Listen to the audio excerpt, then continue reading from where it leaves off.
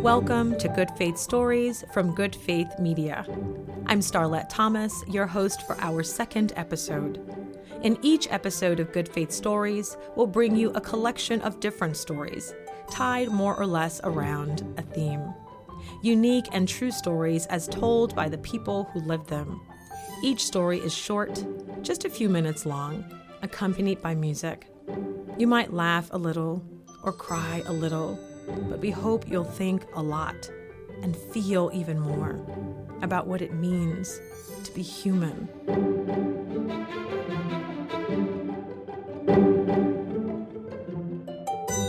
Our storytellers are people of faith, good faith, we'd say. But on Good Faith Stories, you won't hear testimonies or sermons. No, you're going to hear stories. Real people telling you, this happened to me. This week's episode is organized around the theme of gifts. Gifts like love are all around. We find them not only under trees in December, but they come to us all year long in unexpected places and ways. Our first story in this episode comes from Mitch Randall, the CEO of Good Faith Media. Mitch, who grew up in Oklahoma, shares the story. Okemah's Hands.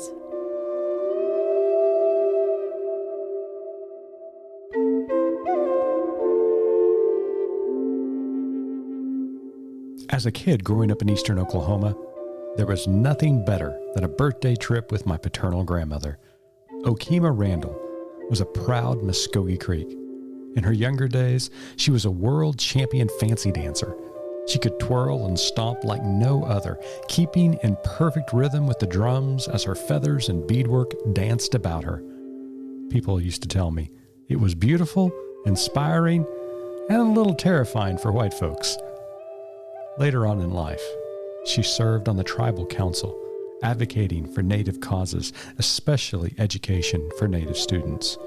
She was an amazing woman. On my birthday each year, she would swing by our house, pick me up, and take me for a very special outing. We would first go to Hank's Hamburgers, where a double cheeseburger would be washed down with a root beer float. Then we'd be off to a local department store where I was told to pick out something for school. I would always laugh when seeing her dark hand come over the dressing room door, handing me a shirt or sweater. She would always say, "My grandson will be the best looking and best dressed boy at that school." My grandmother had a tendency to lie.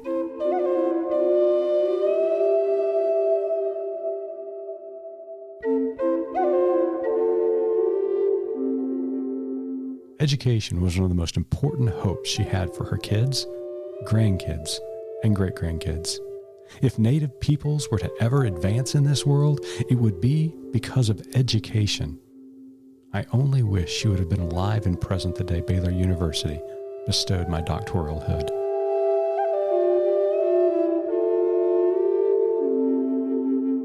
In 2002, I drove to Tulsa, where Okemah lay in a hospital bed.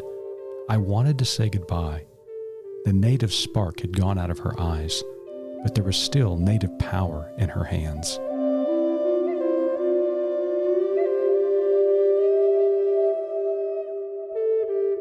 I remember her reaching out with her dark hands, wanting to hold my hand. In the midst of medical equipment, the constant beeps of machines, and a steady stream of hospital personnel, my grandmother and I talked about the past. We laughed with joy, recalling all of those wonderful birthday memories, and we cried, knowing they were coming to an end. As she fell in and out of consciousness, I sat beside her bed. I held her hand and stroked her hair. She died days later.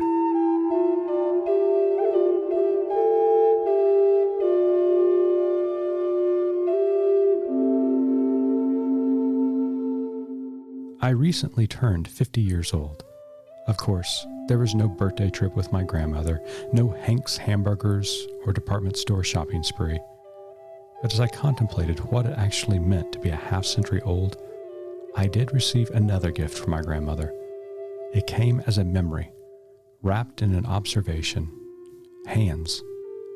My hands are similar to my grandmother's. As I thought about my age, my hands looked older, more so than I had ever noticed. Wrinkles were well defined and pronounced on my dark Native American skin. But then I smiled as it dawned on me that my hands were looking more and more like those of my ancestors, like those of my grandmother, Okemah. In fact, when I closed my eyes, I could still smell her perfume, hear her voice, and feel her touch. Her dark hands.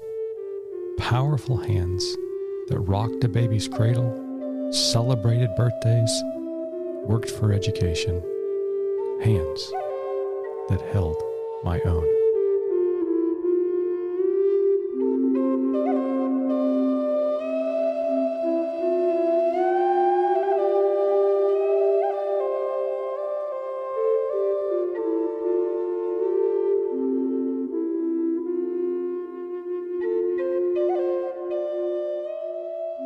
That was Mitch Randall, the Chief Executive Officer of Good Faith Media.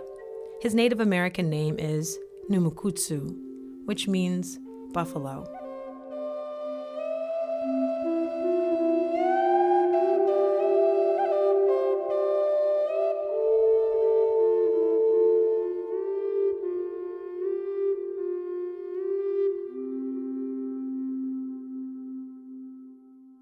Our next story comes from author Joy Jordan Lake, who recalls an incident from her childhood in rural Tennessee. Buckle up for this memory of Joy's father in the tale, White Sheets.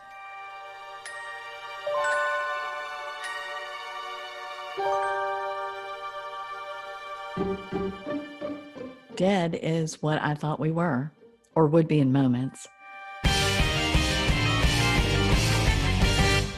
Dead in a navy blue Chevy Impala, a shotgun muzzle rammed through the open driver's side window, and a Kentucky Fried Chicken bucket thrust in beside it. I'll say it again, the man in the white hood snarled. Would you like to donate?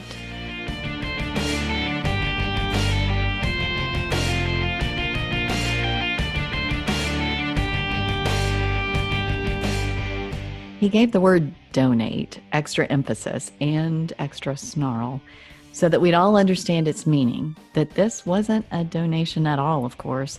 It was payment for being allowed to drive safely on in one trembling piece. Past the roadblock the Ku Klux Klan had set up on the public road just outside our town limits.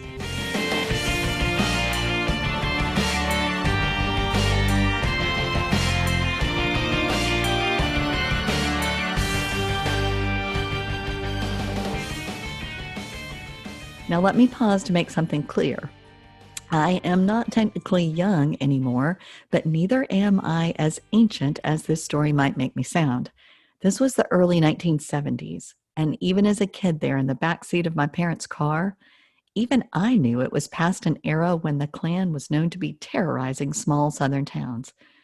Even at 7, I suspected there were laws on the books saying that even in rural Tennessee, you weren't really supposed to set up a roadblock of orange and white striped barrels on a public road and stop all traffic to ask, with a snarl and the additional motivator of a shotgun muzzle, for a donation to your club of cross-burning crazies.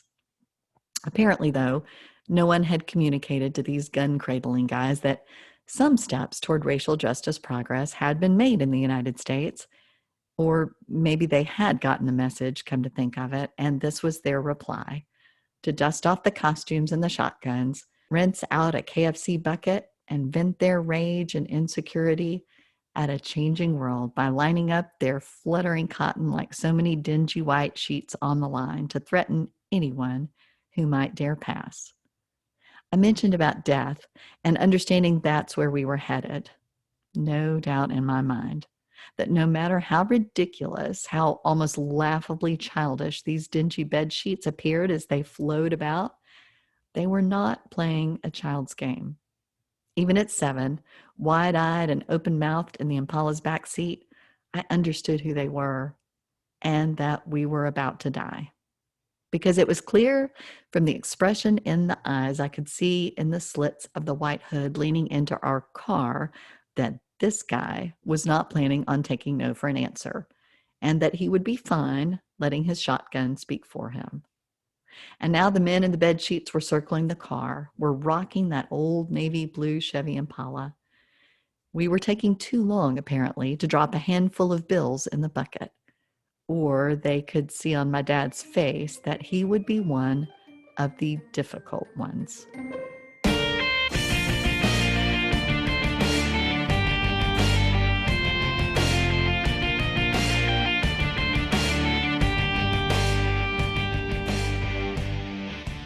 But here's what I recall most clearly of all, that we would die, yes, but also there was great comfort in not having to wonder in those moments of excruciating tension what my father would say. My father was a Baptist preacher, a quiet, intense man, well-read, and not a man given to cursing. And yet, even knowing our bookish, reserved father and his penchant for bottling anger inside, I had no doubt, not a sliver of a shadow of one, that he would speak now, and that there would be consequences. Because he was about to tell the billowing bed sheets, I was quite sure, tell them to go to hell.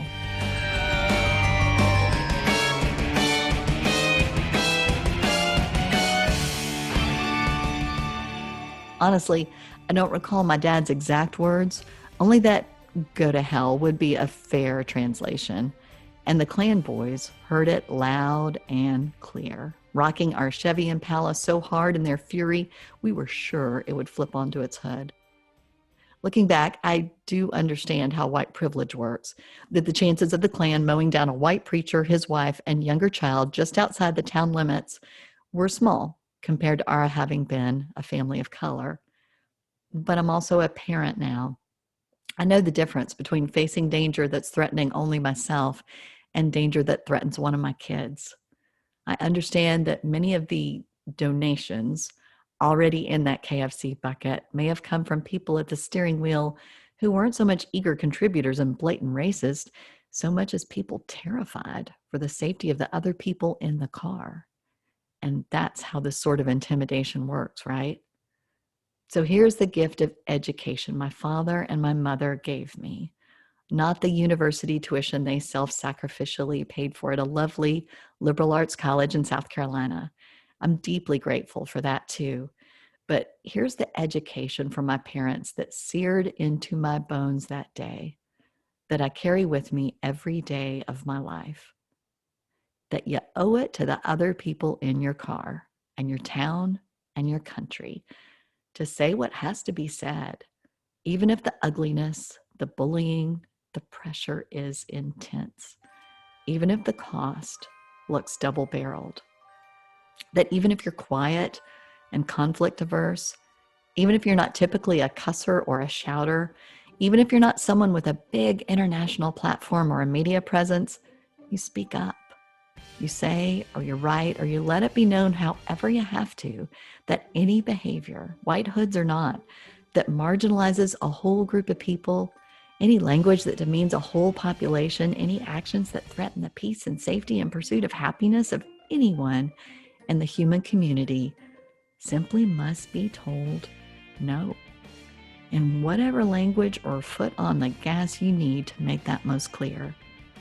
And if you live through the moment, you thank God, not just for being alive, but also for not letting your hand dip into your wallet and drop in the crumpled bills of compromise. Because that's so easy, so incredibly easy for any of us to do. And you drive on, knowing that your kid, or maybe your neighbors, or coworker, or friends, or enemies, that someone was watching you refuse to be a pawn in the game of power. And that maybe, just maybe, you provided an education. And meanwhile, that even the quiet and bookish and not overly brave can defy evil. can leave the shotgun-toting or the suit-wearing, race-baiting bullies fuming and impotent, standing back there with all their sneering hate and their power turned to nothing but dust.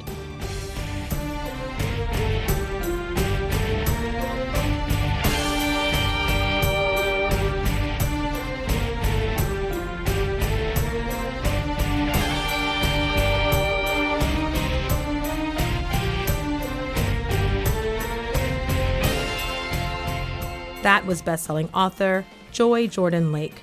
Her latest book, Under a Gilded Moon, is a work of historical fiction set at Biltmore House. It just came out.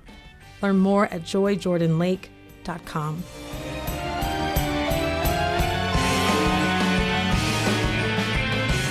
I'm Starlette Thomas. We'll be right back with more Good Faith Stories.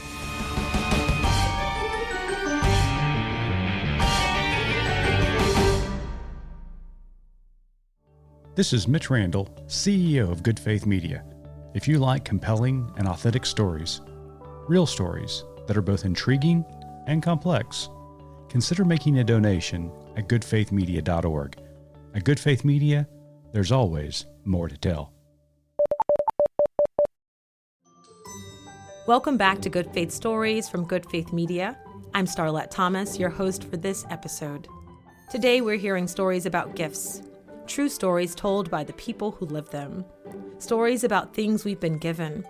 Presents that come to us in memories, experiences, educations, opportunities. Stories about gifts. Our next story comes from Erica Whitaker in Kentucky. She witnessed and tells Louisville Apocalypse. It's a muggy June morning, Saturday. A time I normally spend in PJs on the couch binge-watching Netflix, stuck in some apathetic slump between pandemic and protest. My peace is often interrupted by my furry children who bark at the Amazon Prime truck delivering more toilet paper. And the worst injustice I face is forgetting where I put that TV remote. There have been many a Saturday morning where I chant to myself from my position of comfort, no justice, no peace. But this Saturday morning is different. This time the chants come from discomfort, from the disenchanted streets of Louisville, Kentucky.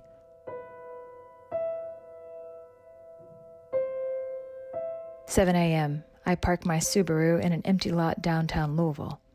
The familiar urban streets are empty with eerie apocalyptic abandonment. Boarded up windows of stores and businesses reflect the fearful state of my city. I walk down the sidewalk wearing my black clergy robe like some side character from The Matrix. My white rainbow stole blows in the warm, humid breeze. The mask clinging to my face mirrors the anxiety clinging to my chest. My breath increases. My blood pressure rises.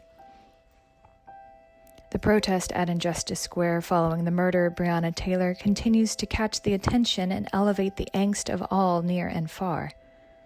The heightened hostility of aggressive and even violent radicals on both sides turn my thoughts round and round, strapping my paranoia to the seat of some insane mental carnival ride.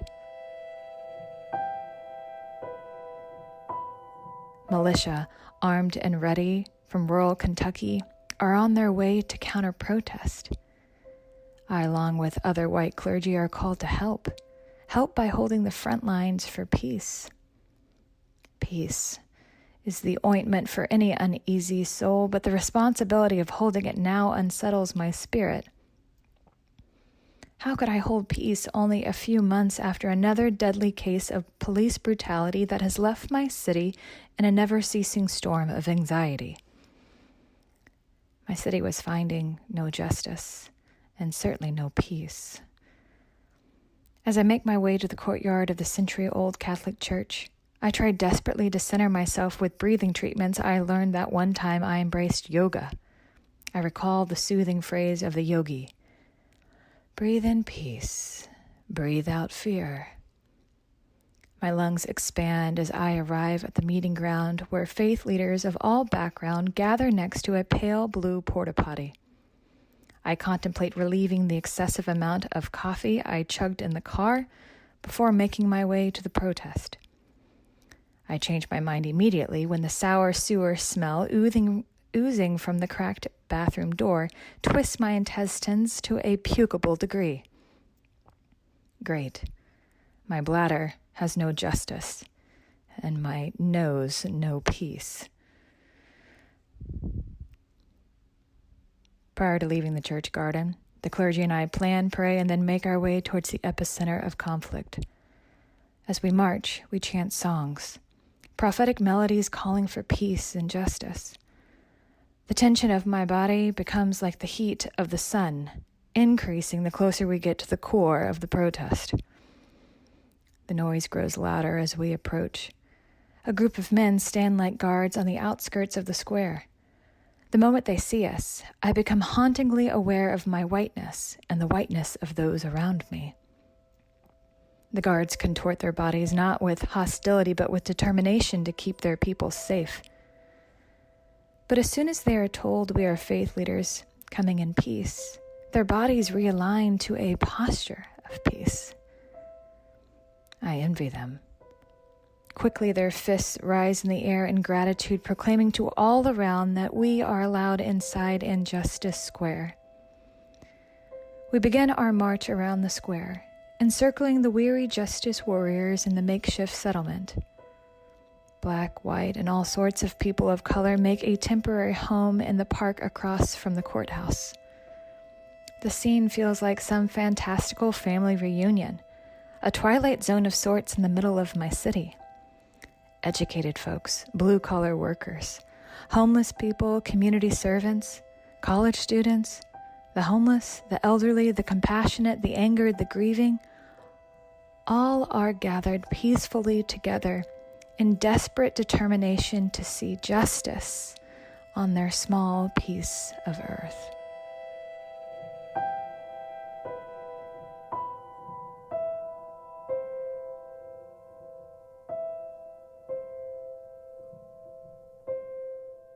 Our march leads us to the front lines. We stand behind a metal makeshift fence. Police before us, protesters behind us. We wait for the armed militia to arrive. Over the next few hours, the chants grow louder. No justice, no peace. No justice, no peace. There I stand, hands open to the heavens, my heart warmed with the wonder of what I just witnessed.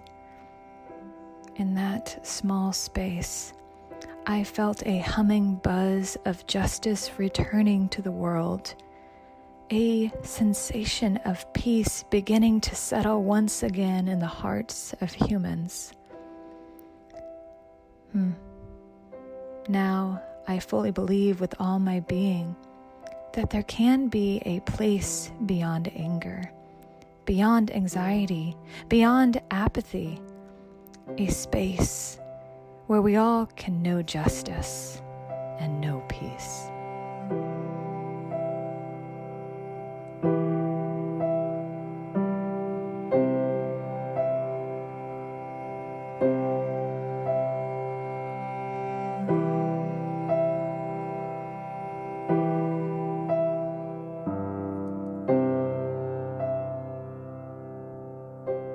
That was Erica Whitaker, senior pastor of Louisville's Buechel Park Baptist Church and a member of Empower West, a group of Black and white pastors coming together to empower the West End of Louisville. Our last story in this episode comes from Ben Fanning in Charleston, South Carolina. Join Ben on the corporate jet.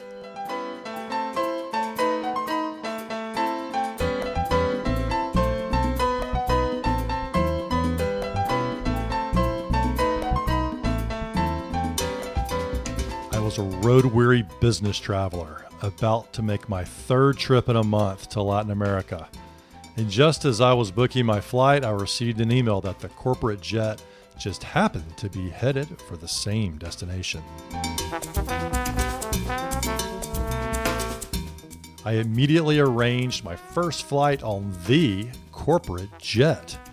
I was so excited that I could barely contain myself. The day of my flight, I arrived so early that I even beat the pilots and everyone else to the airport. When the pilot opened the plane, I landed in a plush leather seat right up front. One by one, the top executives boarded. I'd seen their photos on our website, but had never met them in person. It was a moment of true triumph, and I personally greeted each one. We were all set to go with a full flight when another executive arrived late as the doors were just closing. No seats left, or so I thought.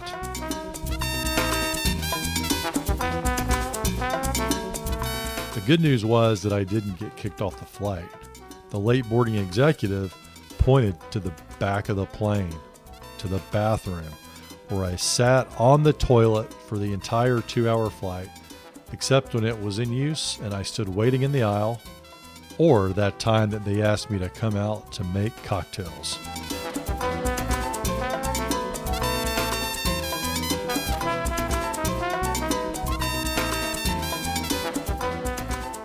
Now, I could have experienced this as profoundly humiliating. I could have stormed out and flown commercial as usual, but that day I came to understand the fundamental principle about humility. You see, when it comes to humility, I didn't really think it had a place in the corporate office environment. I thought humility meant weakness. It meant not standing up for yourself. It even meant not really even being a leader. But that day changed all that. You see, the executive team met together in comfort. I got what I wanted, exchanging a 10-hour flight ordeal for an easy 2-hour trip with many of our executives. Plus, I was left with a memorable story that I called upon to break the ice in a future conversation to ask my company to help pay for my MBA, which they eventually did. I can even remember approaching certain executives in the hall, using my elbow to elbow them and saying, "Hey, need a drink?" You see, when it comes to humility, you just gotta be willing to take a long-term perspective and sit on a toilet on the way to Latin America.